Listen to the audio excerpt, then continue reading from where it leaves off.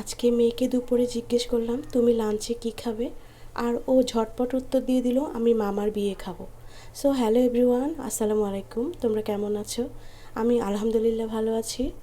আজকে হাড়িঘরের নতুন আরেকটা কিচেনের গল্পে তোমাদেরকে ওয়েলকাম করছি। আশা করছি যে যেখানে আছো ভালোই আছো। কয়েকদিন ধরে মেয়েটা আমার কিছুই খাচ্ছে না, যাই করছি সবই ফ্রিজে ঢুকাচ্ছি। তো আজকে ওকে লাঞ্চের আগে জিজ্ঞেস করলাম তুমি কি খাবে। তারপর ও উত্তর করলো যে আমি মামার বিয়ে খাবো। আর এই যে মামার বিয়েটা কি সেটাই আমরা বুঝতে পারছিলাম না। তারপর আমার হাজবেন্ড বলল ও মনে হয় পোলাও রোস্ট খাবে, মানে বলতে পারছে না।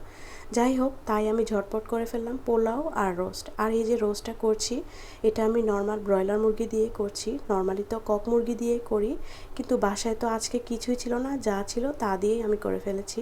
আর আজকে যেটা করছি এটা কিন্তু বাচ্চাদের অনেক পছন্দ হবে। আমি মাঝে মাঝে ঝটপট বাসায় করে ফেলি নিজেরা খাওয়ার জন্য।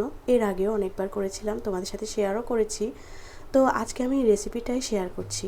আমি প্রথমে মুরগি আর আলুটা হচ্ছে একটু জর্দা রং আর লবণ দিয়ে ভেজে নিয়েছি। যাই হোক, রোস্টের জন্য আমি মশলাটা রেডি করে নিচ্ছি। এখানে আমি দিয়েছি বাদাম বাটা, পেস্তা বাদাম, কাজু বাদাম, সাথে কিছু কিশমিশ আর একটু কাঁচামরিচ দিয়ে পেস্ট করে নিয়েছিলাম।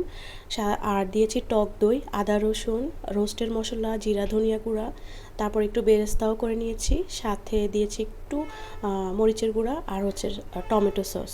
যাই হোক, ঝালটা আমি একটু কম দিয়েছি কারণ হচ্ছে আমার মেয়েটা খাবে। আর এখানে আমি পেঁয়াজ পেস্ট করে তেলের মধ্যে পেস্টটা দিয়ে তারপর একটু ভেজে নিয়ে সেই যে রেডি করা মশলাটা দিয়ে দিয়েছি।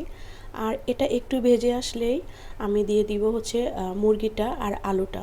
যেহেতু আমি মুরগিটা আলুটা বেশি ভেজে নিইনি, তাই আমি মশলাটা কষিয়ে এখানেই রান্না করব। আর আমি পরিমাণ মতো লবণও দিয়েছি, সেটা কিন্তু আমি বলিনি, এখন বলে নিচ্ছি। যাই হোক, মশলাটা কষে আসলে আমি দিয়ে দিচ্ছি পানি।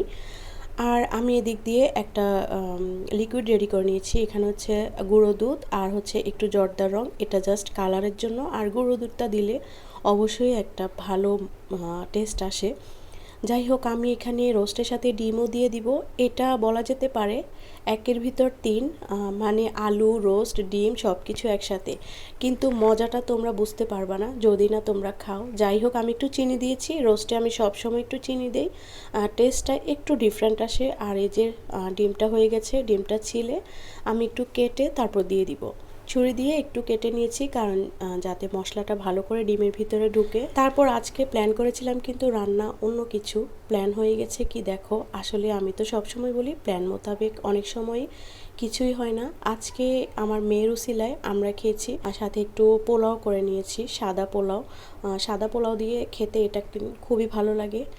যাই হোক, আজকে তো রান্নাটা করলাম। আর এবার তোমাদেরকে একটা কাহিনী বলি, সেটা হচ্ছে ওর মামার বিয়ে। ও আসলে বুঝ হওয়ার পর থেকে ও একটা বিয়ে খুবই ভালোভাবে খেয়েছে, সেটা হচ্ছে ওর মামার বিয়ে। মানে ও যখন 2 বছর একটু একটু বুঝতে শিখেছে তখন ও মামার বিয়েটাই খেয়েছে। আর একদম শুরু থেকে শেষ পর্যন্ত ছিল।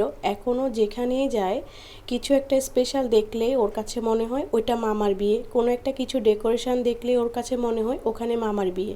আর একটু ভালো মন্দ খেলেও মনে হয় মামার বিয়ে। ও ওর মামাকে যে কতবার বিয়ে করিয়েছে, আরও যে কতবার বিয়ে করাবে তা আল্লাহ ভালো করে জানে। যাই হোক, আজকের রেসিপিটা তোমাদের কাছে কেমন লেগেছে অবশ্যই আমাকে কমেন্ট করে জানাবে।